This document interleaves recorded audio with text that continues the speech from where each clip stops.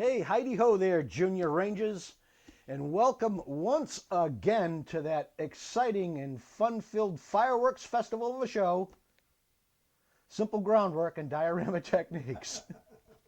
You had to check, I right? had to check, make sure there was fireworks in the old fireworks stash there.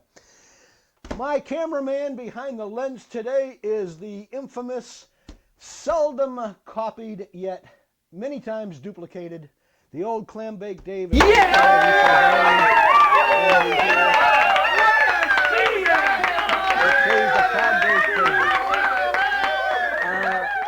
we're going to do today is we're going to do a little kit comparison, and then we are going to do what did I say? Oh, how do I go about selecting what I'm going to build? Because, you know, many of us as modelers, we have giant stashes. As a matter of fact, Dave, maybe we should get a short shot of that stash over there sometime and show the people my obsession. Maybe not. I don't want people to think less of me. So anyhow, let us get into Simple Groundwork and Diorama Techniques. This is episode number 35.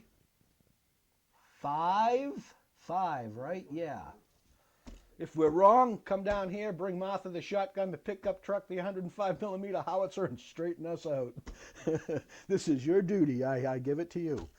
So what we're going to do now is I want to take a look at 3 half tracks. We have not done a piece of armor here yet on our show, but maybe we'll get into that. There's a lot of things. As a matter of fact, let me run through a few of these things that I want to talk to you about. As a matter of fact, I'm going to take out the cheat sheet and take a look at it.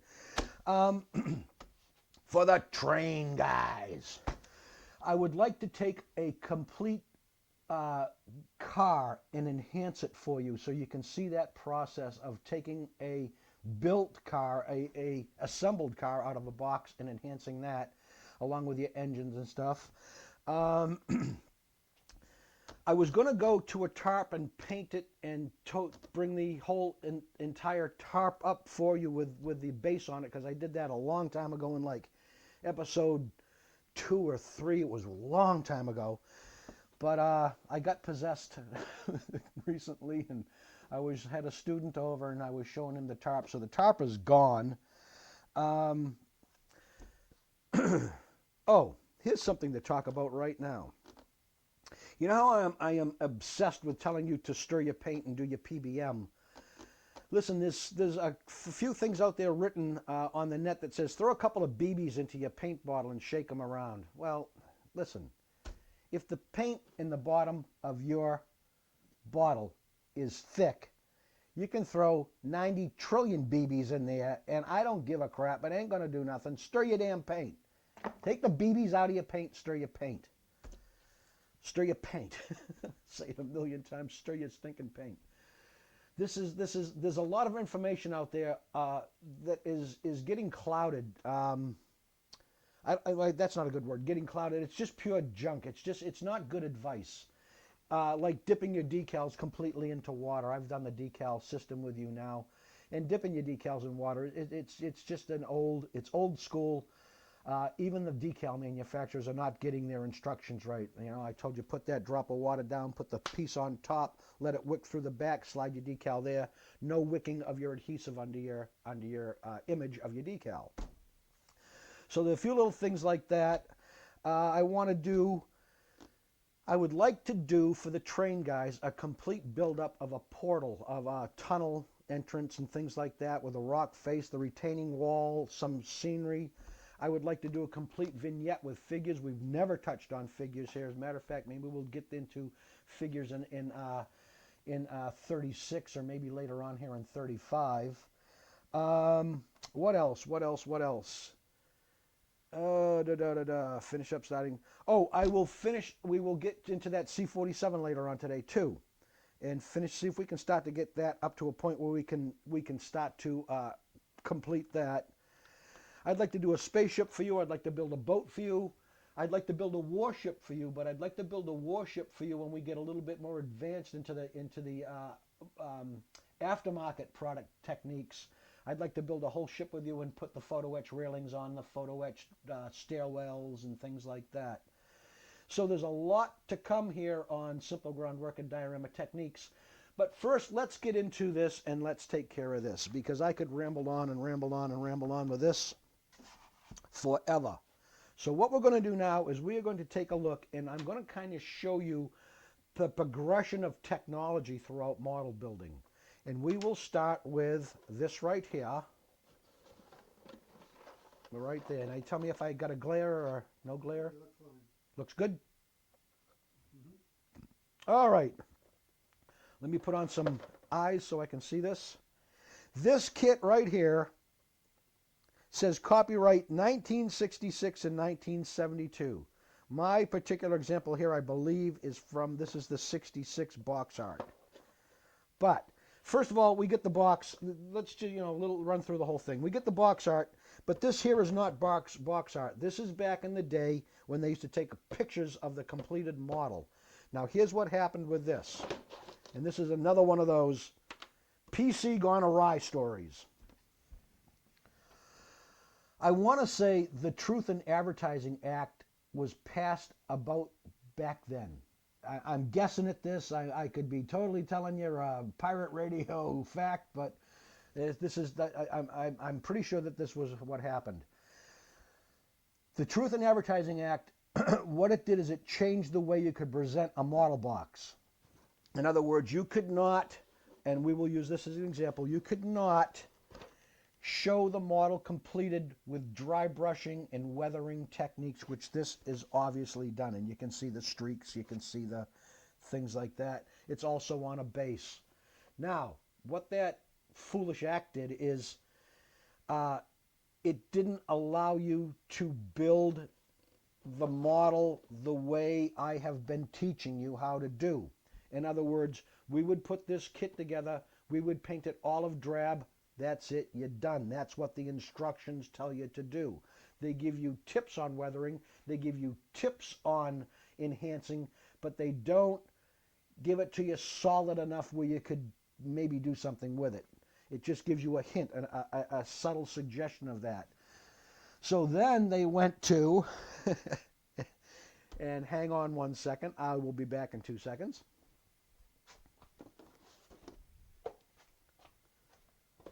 Oh, we got to change here, Dave. We got to change so we don't show logos. Then they went to this type of a deal. Tell me when you got no glare, Dave. Tip it down. Down? Okay. Right there? That's good.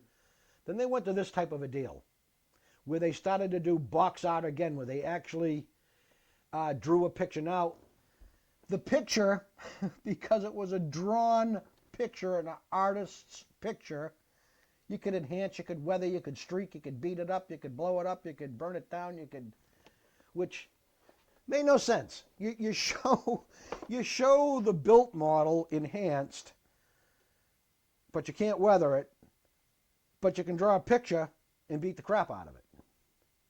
So it makes me nuts. Makes me nuts. Anyhow, let's go in and let me show you exactly why I started to do this. Let's go to that 1960s offering and let us take, geez, I should have done that with a Don Pardo voice. Let us take a look inside the new box. All right, let's start out first off with these marvelously sculpted figures. Quality. Oh, God, help us all. Get a picture of these guys, Dave.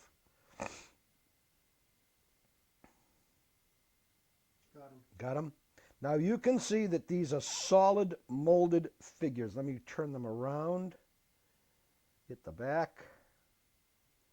You can see these are solid molded. Nothing is out of their hands. They held their rifle, everything. Now these are and you get like maybe like one guy, Dave, like an extreme close-up. Tell me when you got that. Mm-hmm. You can see it. They're all right. They're that's what they are. They're all right. For the 60s era, these were more than acceptable figures. Now here's the deal now. If you were to take a figure like this, and you were to take this figure and put this figure in a diorama now, the quality of the figure would take your diorama and dumb that diorama down. There's not enough crisp, exact detail in these figures to give you a pleasing finished subject. Now, I don't care how good of a painter you are. These guys would probably be best off, if you wanted to use a figure like this, it would probably be best off served in maybe underneath a roof, in the background, in the dark, where you just can make out maybe the shape of a figure under there. You don't need to put, a $15, $20 resin figure underneath there. You can use something like this. But that's all these figures are good for nowadays. The detail just doesn't lack. The facial features are lacking. So keep that in mind. I mean, if you don't care, take these figures, paint them up, have a good time. Be a car guy and paint them in gloss paints. I mean, everybody gets attacked, don't they, Dave? I just cracked up, Dave. I just cracked up, Dave. Oh, I cracked myself up, too. All right, let's keep on going. Take a look. Here's some seated figures. If you notice, every single guy, let me get these up against the shirt. Every single guy is exactly the same, which also does happen in real life. We all know that. Some parts separate, some parts well. And as you can see, as I keep picking up parts trees, there's not a lot to the piece. Here's the chassis. That's the chassis. Here's some side pieces. Now, the other thing I want to show you about these side pieces is, right up in here, nowadays they take your Pioneer tools, they give you your Pioneer tools separately. But back in the 60s, they put the Pioneer tools generally on the subject. Really, really common in armor modeling. Very common in armor modeling. Matter of fact, they did a Catalina flying boat one time. Catalinas have a mooring line that is permanently attached to the aircraft. You just strap it down, pull it tight. They molded that into the nose of the Catalina, and I remember when that Catalina first came out, boy, the modeling community was just in this uproar. Why did they mold that mooring line in there? We could have put our own mooring line. It was true. Why did they mold the mooring line in there? But this was so kids could get a fairly decent looking product out there, because children were really modeling a lot back then, as well as adults, but children were actually modeling back then. And you could get a fairly pleasing result without a lot of effort and without buying anything aftermarket, because back then aftermarket, it just was sparse. I mean, it might have been a dozen things out or a handful of things out. There wasn't that much out there. So it was up to you as a model maker to scratch build these things and enhance your models in that way. Let's take a look at like the packs here. I'll show you their packs. These are your backpacks. And they're not bad. They're not great, but they're not bad. You can see here, like, let me show you these packs here.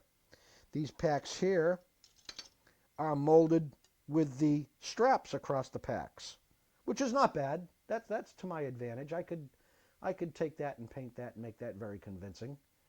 But nowadays, these packs probably just have a line through them, and you probably put a piece of photo etch brass through them. That's the way they do things nowadays. Some more figures. You can see that they give you the same guy over and over and over and over.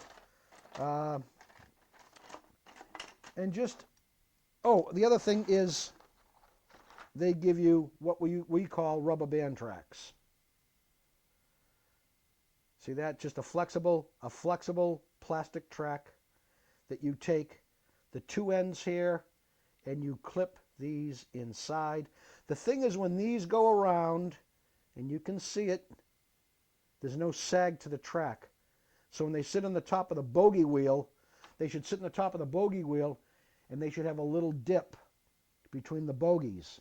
Well, these wouldn't. This would just be a straight run around your bogey wheels, which is all right, but it's better. Also they give you very nice, very, very nice. These are rubber tires. Very nice.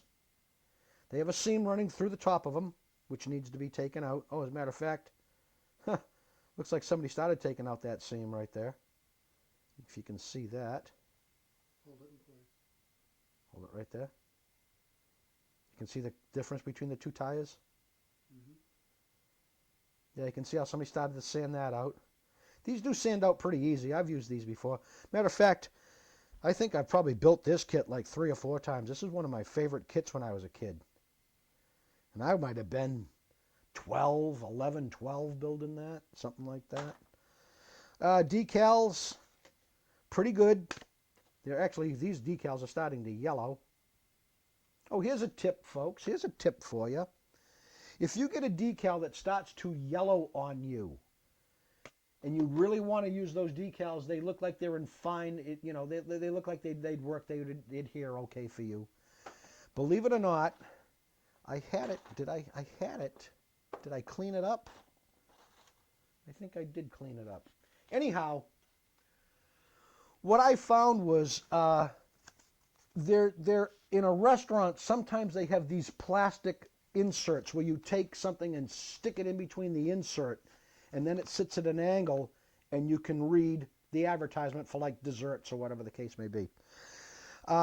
What I was doing is I was taking those and sticking my decals in between that, and then putting it in a window where I get direct sunlight. The direct sunlight will take the yellowing on the back of the paper and bleach it out, and your decals won't be yellowed anymore. It bleaches the clear carrier film that's on the decal. So you'll see it. The actual whole sheet will just lighten up. But you can do that. Now, some people are going to go, well, I'll just tape it to the window. Don't do that, because what happens if your window starts to sweat one night? And not that that ever happened to me, and I woke up that morning and took it off, and the decals were on my window. That never happened to me. That's my story, and I'm sticking to it. That's terrible. What a disaster. What a disaster. So there's your decals. That's a good way to clean your decals up. So let us put this back where it belongs. Oh, let's run over the instruction sheet before we close this up. Again, on the instruction sheet, you can see they gave you the black and white picture on the box top. And let us open it up. Oh, here we go. Here's something. As a matter of fact, let's transfer. We're not allowed to show logos, so this was kind of neat back in the day. They gave you, and it's right up here, tips on building dioramas. And this is pretty good. Now this, I believe, is written by a guy named Shep Payne. And Shep Payne at that point in time was the man. He was the guy. He had out instructional books. He had out all kinds of things. He was doing a lot of work for a lot of museums at the time. But they gave you that. Some more stuff here in the back. Little information. But that was a little insert that they put in to kind of give you an idea of how about going put your model in a more realistic setting. And let's transfer again. Here we go. There's the beginning. And let's open it up. There is a blown apart version, which is kind of nice. I never see this anymore in modern instructions where they take the whole kit and blow it apart. They don't seem to do that nowadays. Is that? No, they don't do that nowadays. Also, look at this. It's a foldy-out. It's a big foldy-out. So there's an example of an old 1966 instruction sheet. Let me turn it around. And what we have here right in the middle is we have how to paint and finish and decal the piece. And let me see if they give you any instructions on, any hints on decals. Refer to these drawings here for the proper decal location. Apply the decals as directed on the back of the decal sheet. Yeah, so they don't give you any They don't give you any hints. Oh, here's something. Painting your model. The plastic parts in this kit, along with the heavy lug tires molded in black and the clear, will assemble into a beautiful model without painting. That was really accepted, remember? That was really an accepted way to build. You built the model, you didn't paint it. You know who was famous for that is that company that made the little tiny metal cars in the bubble packs. When they put when they put their model kits out, they advertised them as no need to paint. So what they did is they gave you 3 different colored plastics, and then you could assemble a model out of that. Oh, there was a Lockheed Hudson out that it was a powder blue fuselage with brown wings with green tail surfaces. Yahoo, baby. That was a run and hide the children piece. So there you go. There's a good example of a 1960s kit. Now, let us continue on here. Let me grab that Post-it so we can keep things right.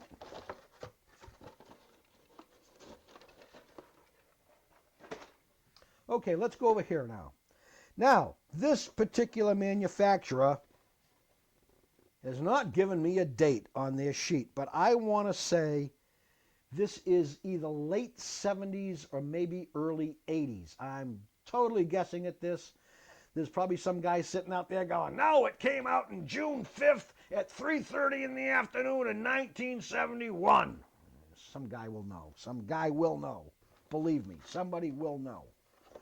But that's not what I can show you because everything here also is in Japanese. But what these particular people do is they give you, oh, I can't show that. I can't show you that. Hang on, folks. Live TV. You got to love it. You got to love it. Let's do it this way. I can't show them that. They give you a little catalog. This was pretty common. This was a pretty common thing. They give you a little catalog of what some of their pieces are. You know something? You never see this in a modern kit nowadays. Never do they advertise anything.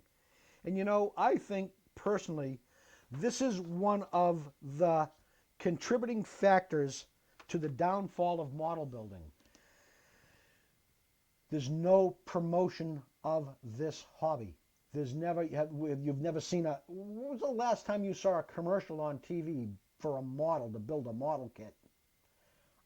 I can remember never seeing one. If anybody out there's, got information, my God, please call in the local cable station and say, hey, in 1971 they advertised, Joe Smith's P-51. That would be good. That would be good information to get. But to the best of my knowledge, they never did.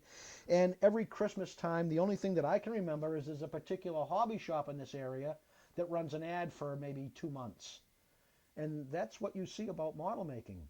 There's even and I train guys. I know I give you a wicked hard time. I do. I give you a hard time, but we all have a good time with it, and it's all done in jest. But again, when's the last time you ever saw anything promoting the hobby of scale building trains? Nothing.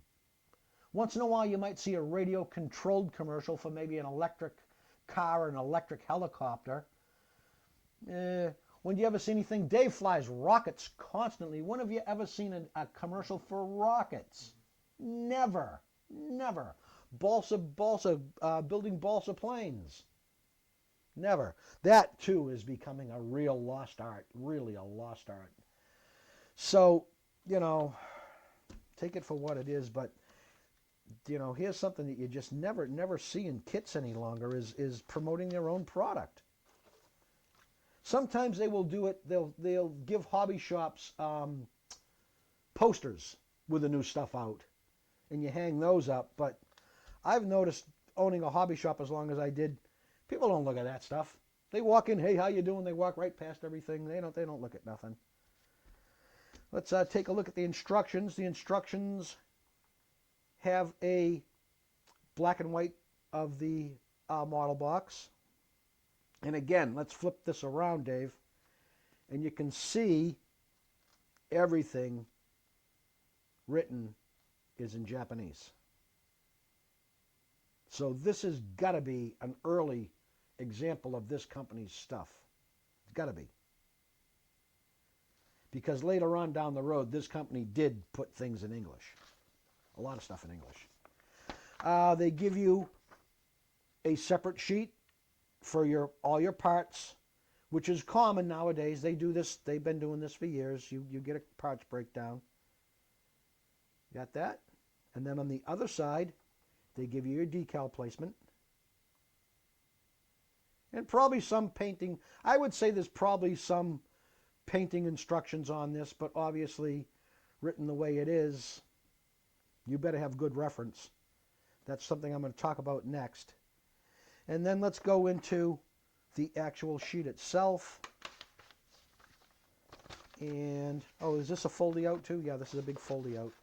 This foldy out stuff was real common back then. You can just kind of scan that, Dave. You tell me when you got a good overall of the sheet.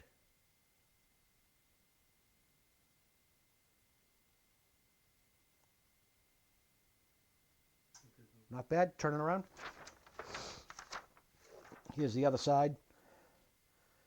They do give you some pictures of the completed model, which is kind of nice, in black and white.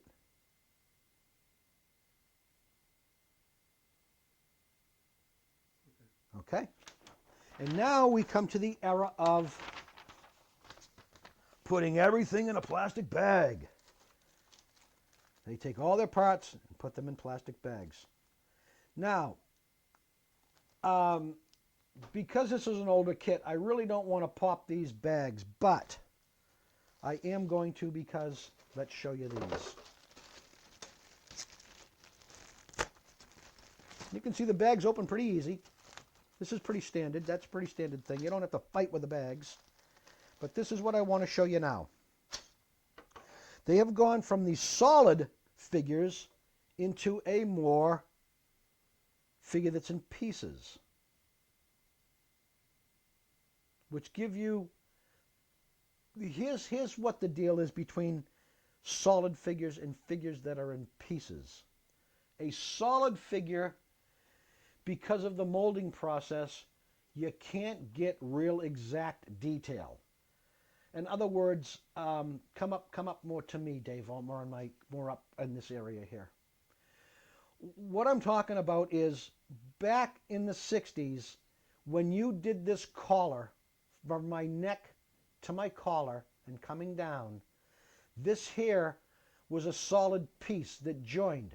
Well, what that does, and watch my hand, Dave, what that does is it comes up to the collar and it rolls into the neck piece. So we don't have a hard demarcation line.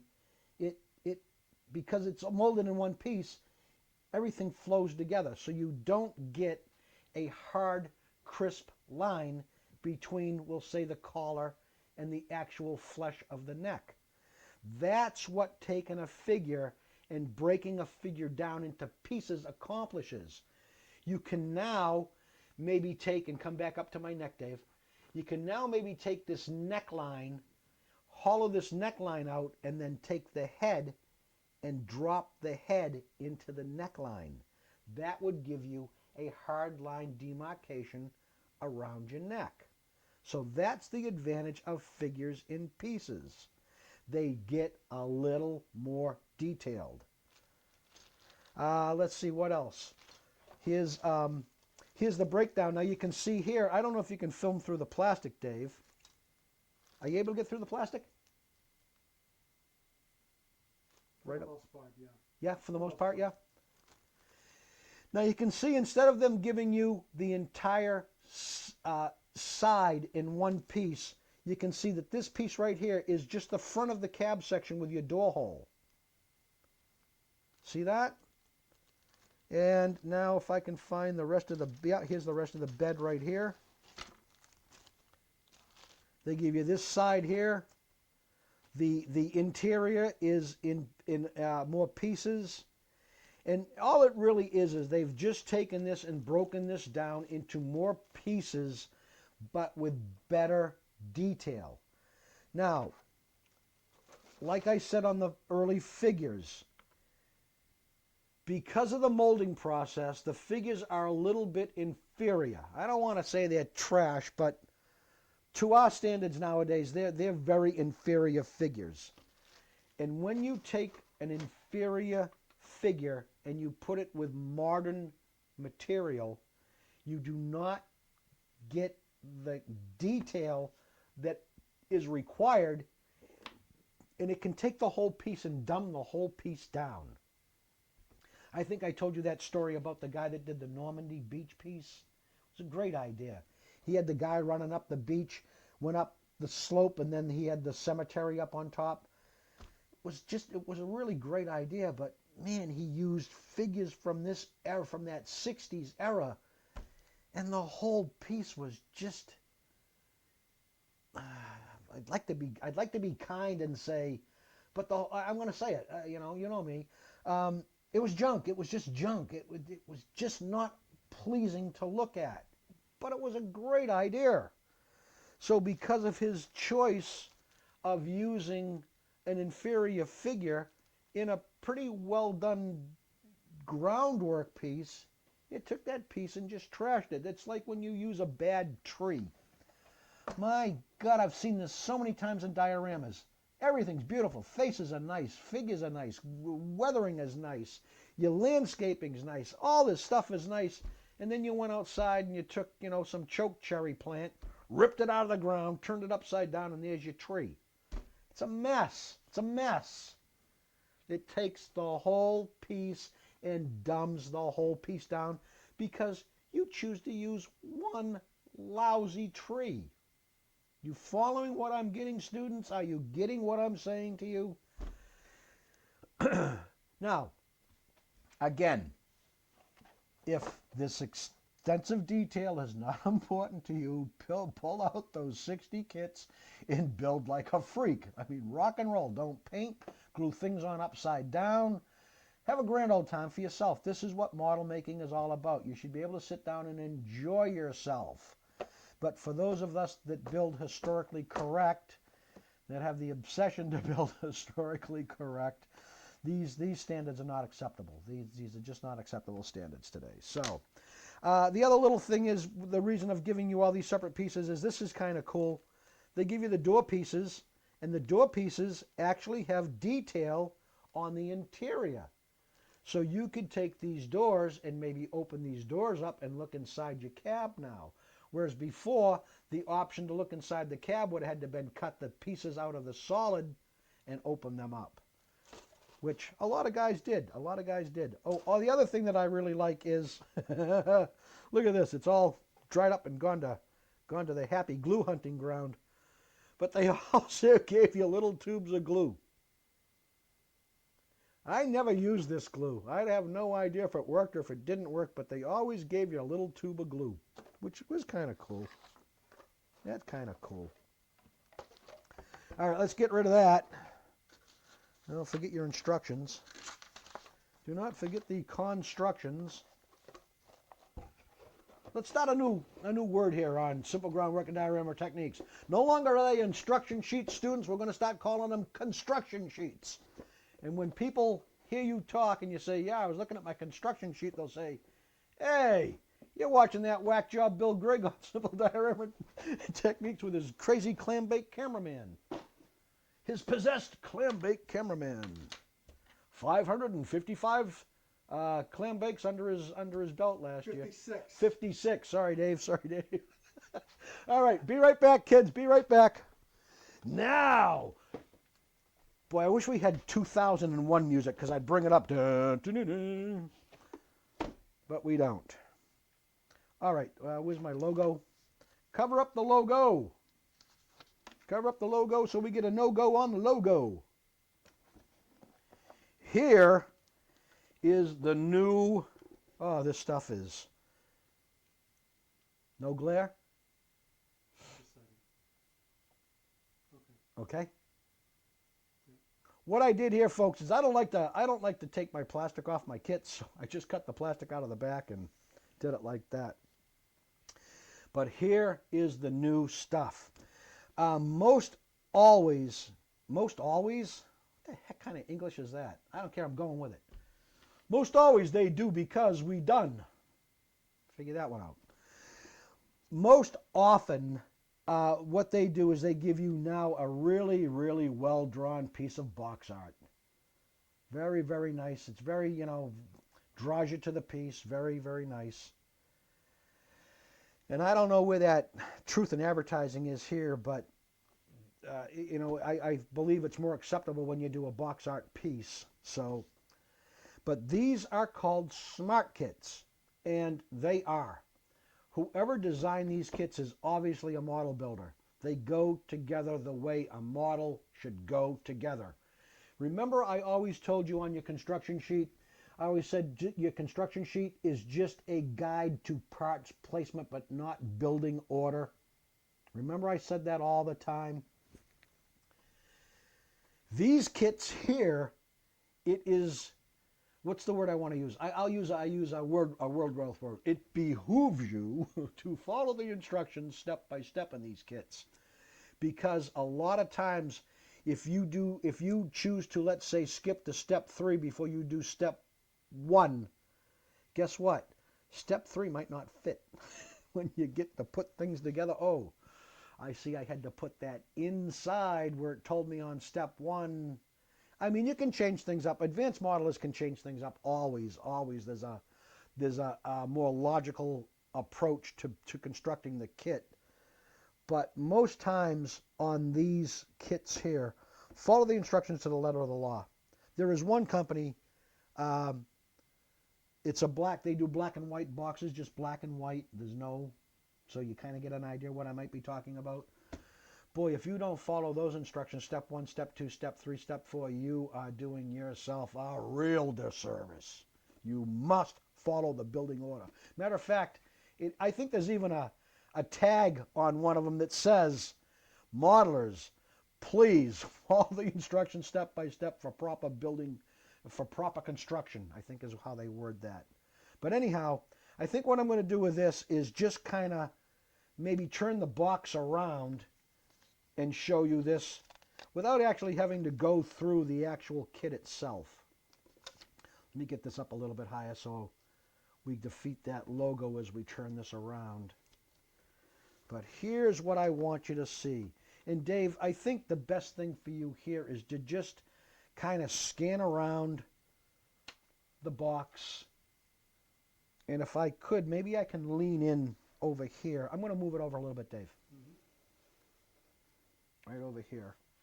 And I might move it, I think I'm going to move it back a little bit more. And see if I can lean in and show you some stuff. Now you can see, they give you very detailed pictures of all the parts. And they are really, really detailed. Now you can see they've supplied the front grill piece here with photo etch parts. So when you take your louvers on your front grill, which these were just like a pulley window blind. In other words, they closed and they opened for airflow depending on temperature.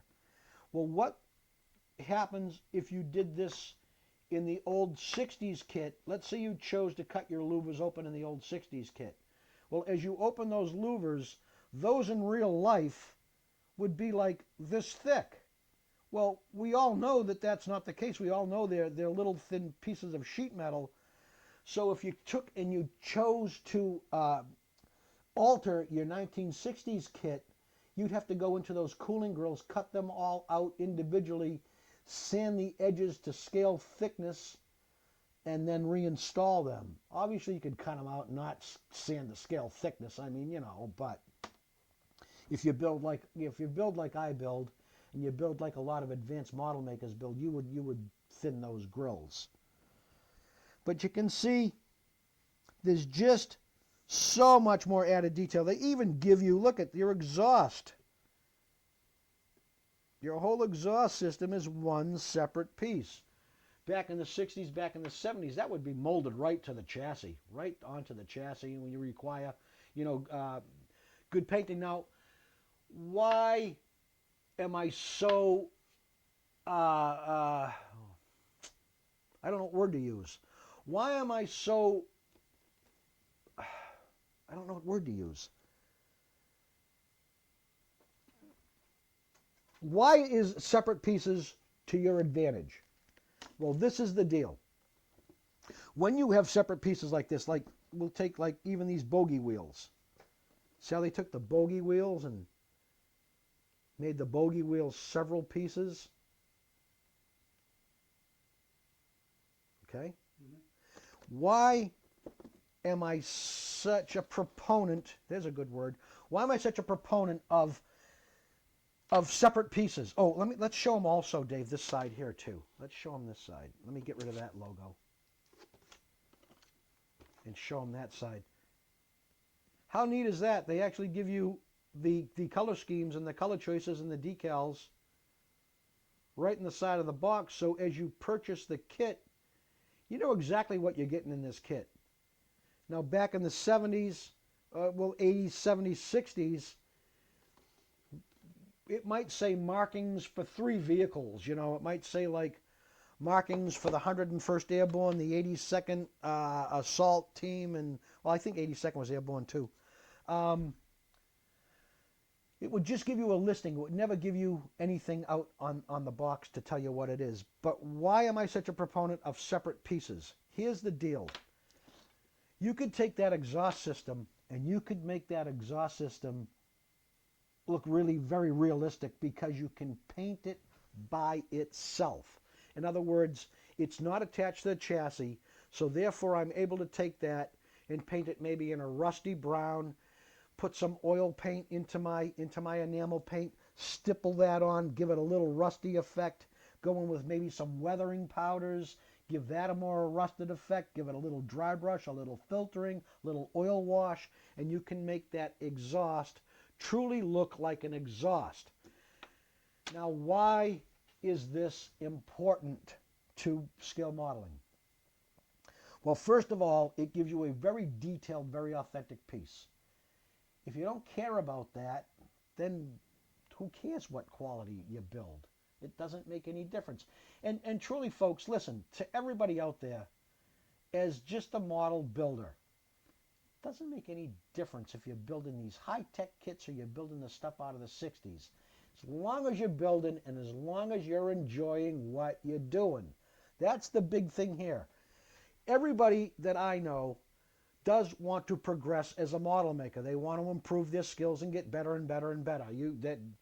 I would say that was your case, right? You constantly strive to get better, don't you? I mean, you're not a guy that has got to a certain point in building and are more. I mean, you accept what you build. You obviously enjoy what you build, but you would like to improve your skills. And that's something you will probably do the rest of your life, is probably try to improve your skills. Most people do this, but like I said again, if you don't care about that, who cares? Who cares? It doesn't make any difference. So that's pretty much the deal with kit comparison here. Maybe I should open this up. What the heck? We'll open this up instead of being lazy and showing the back of the box, because this is really quite something when you get into this. First of all, look at this. Oh, I got to get rid of logos, Dave. God, they put logos on everything. They put logos on everything. Now look at this. How slick is this? Packaged separately, they give you your decals, your options. There's your brass. There's the photo etch brass. And there's bogey wheels all broken down, and your clear parts are packaged separately as well, which is really nice.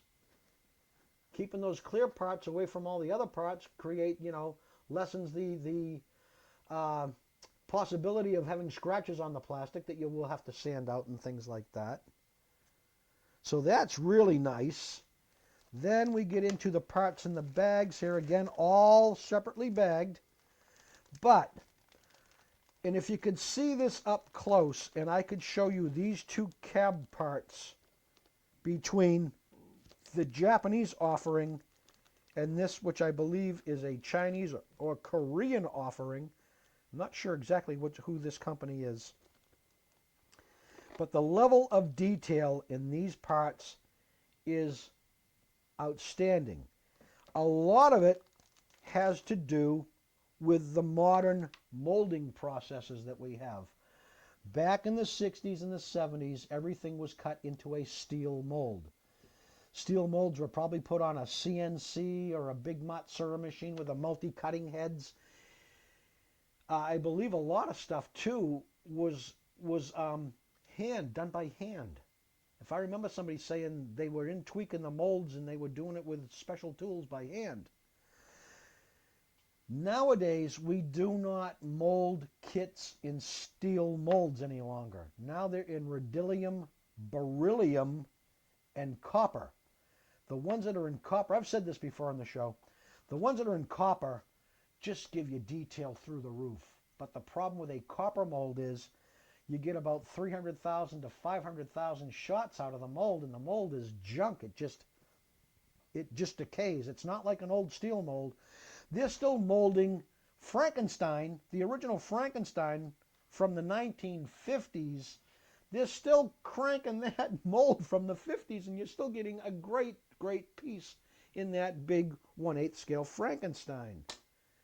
So the steel holds up better, but the steel, not that it can't take extreme detail, but it gets into cost. Cost. I remember reading something about a patent tank or Tiger tank that came out, and the mold was $1 million. $1 million. Now I understand molds are around $20,000, something like that. They've reduced the cost a lot, but that's because they're in these particular metals. Now, rhodium and beryllium, folks, for you gamers, for the gamer crew, a lot of that stuff now is in that metal, or they call it white lead. I think white lead is probably a derivative of maybe the rhodium and beryllium, but I'm guessing at this stuff, folks. I'm just shooting in the wind on that stuff. But a lot of today's modern stuff has to do with the Christmas of detail that is in the molding process. I thought they gave you guys with this, but they don't. Here's something kind of neat. They've eliminated the rubber band, and they went to solid injection molded track. Very, very unusual. What I was kind of hoping that this was going to be the separate track links, the individual track links, but I can't show you that right now. So let us take a little shorty break and get back to how I choose my subject matter, and we'll be back in half a second. Okay, the next thing I want to talk to you folks about is I want to talk to you about how do I go about selecting my next project to build. And as you can see, I literally do have just tons and tons and tons of subject matter that I can choose from. Now, how do I boil this down to saying I think I want to build this P-47 or this spaceship, or I want to do this figure, or I want to do whatever. Let's say I've decided upon an aircraft to build. And we will say I've chosen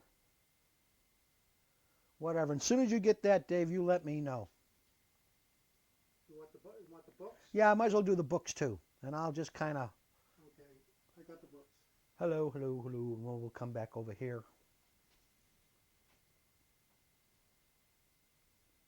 Okay, I got the books. Okay.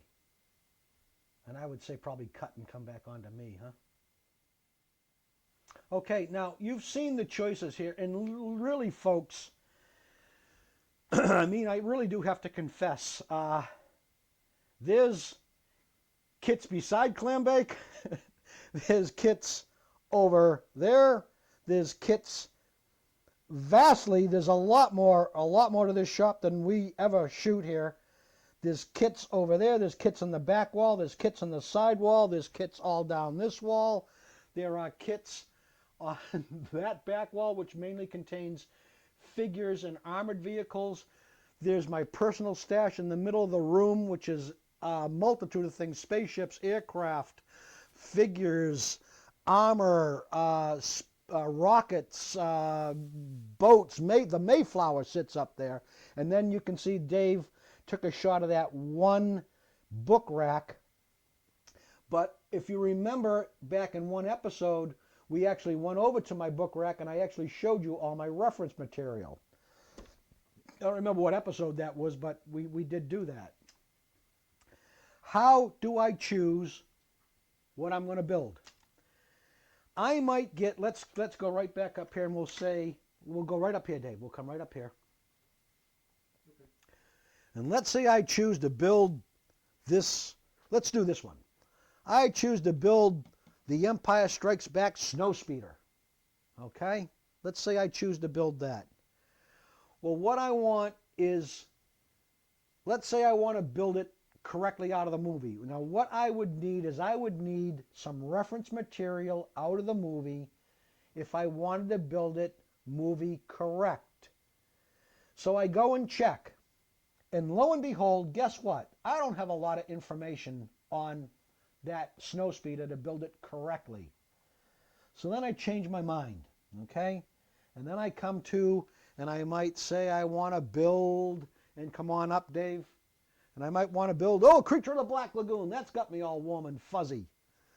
Well, I'd like to go maybe and I'd like to watch the movie, The Creature of the Black Lagoon, and just kind of get some hints on, what do you look like in the movie? Of course, that old Creature of the Black Lagoon movie is black and white, so that's not going to help me a lot. So then I change my mind again. And I say, I'm not going to build the creature. This Lysander looks real nice. This is where we're going to start to talk about how I do this. I decide upon the Lysander, okay? I go into the box and I see what the manufacturer has given me for subject matter. So in other words, he wants me to do a black bottom with a British brown and green top, the dark green and dark brown British top in there. I don't like what they gave me. So now I go and I start to look through. Remember these? Decals. And I look at this, folks. I mean, this is horrendous. These are decal sheets. I have this is all foreign stuff. This is all Navy stuff. This is all Japanese stuff. So I go to my British section, I see, do I have any decals for that Lysander? Yes, I do. Well, it gives me 4 different ones. It gives me one that operated out of England, one that operated out of France, gave me one that operated in Australia, and one that was flying in the CBI theater. Which one do I want to do? Then I go to my reference books. How much information do I have in reference books on this particular subject matter? Then once I get all that information gathered together, all my pictures, my black and white line drawings, my color profiles, my information on what makes a Lysander Mark I different from a Lysander Mark II, what version am I going to build, that's how I finally decide upon what I'm going to build. And it has a lot to do with my decal selection and my reference in books. And nowadays, you can go on the internet and you can really find vast amounts of information. So, with all that being said, thank you once again for watching Simple Groundwork and Diorama Techniques with me, your host and instructor, Bill Grigg. I always have behind the lens of our marvelous camera my good friend and my faithful cameraman, Clambake Dave. Once again, we give Dave a yay. And we will see you in episode 36. Yes, am I right? Dave's shaking his head. Yes. We'll see you next again in episode 36 right here of Simple Groundwork and Diorama Techniques. You come back and visit with us. Try my techniques. They will work for you. They will work for you. Keep on modeling. Have a great afternoon. Have a great day. Have a great night. Great year. Have a drink. Bye.